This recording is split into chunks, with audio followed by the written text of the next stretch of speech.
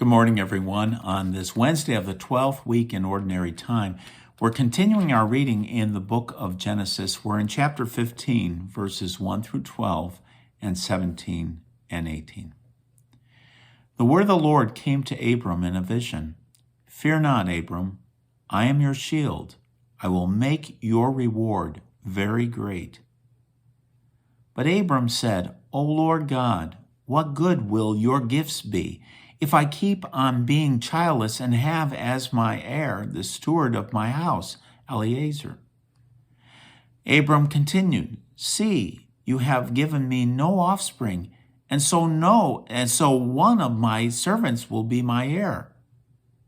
Then the word of the Lord came to him. No, that one shall not be your heir.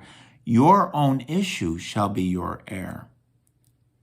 He took him outside and said, Look up at the sky and count the stars if you can.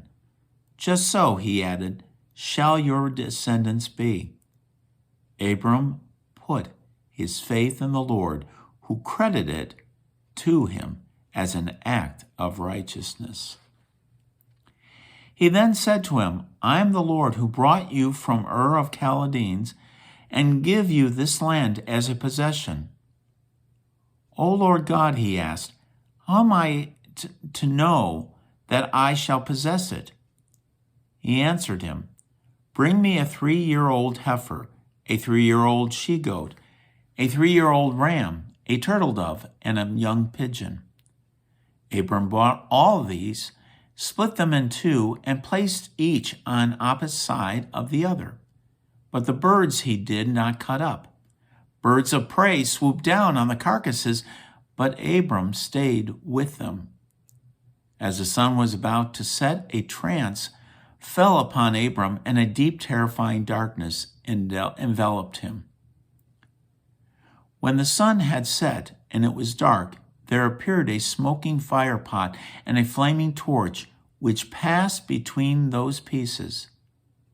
It was on that occasion that the Lord made a covenant with Abram, saying, To your descendants I give this land from the Wadi of Egypt to the great river, the Euphrates.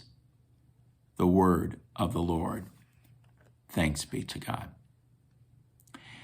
Well, there's a number of things that would be great to talk about on this one, but I think the first thing is that Abram has been given the promise by God on more than one occasion, but he is concerned because as time goes by, he still doesn't have a child.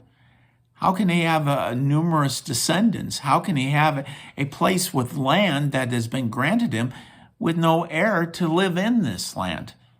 And so obviously it's a big concern on his part. And God again reassures him. Say, go look out in the sky. See all those stars out there. So will your descendants be.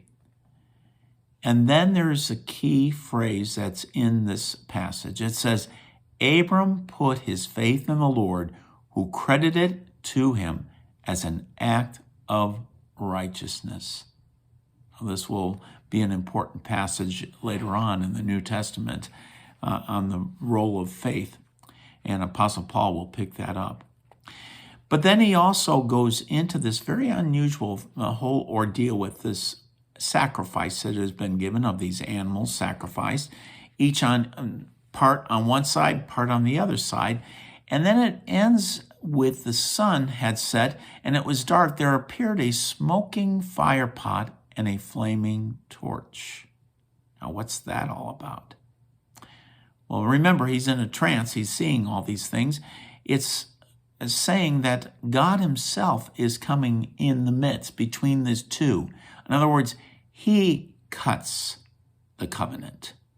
He's the one who guarantees this covenant and that it will indeed be made.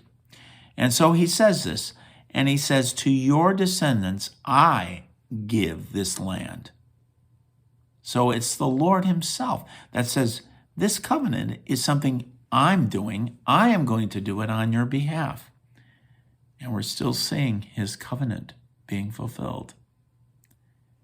Stay safe, folks. Hopefully we get to see each other soon. Bye for now.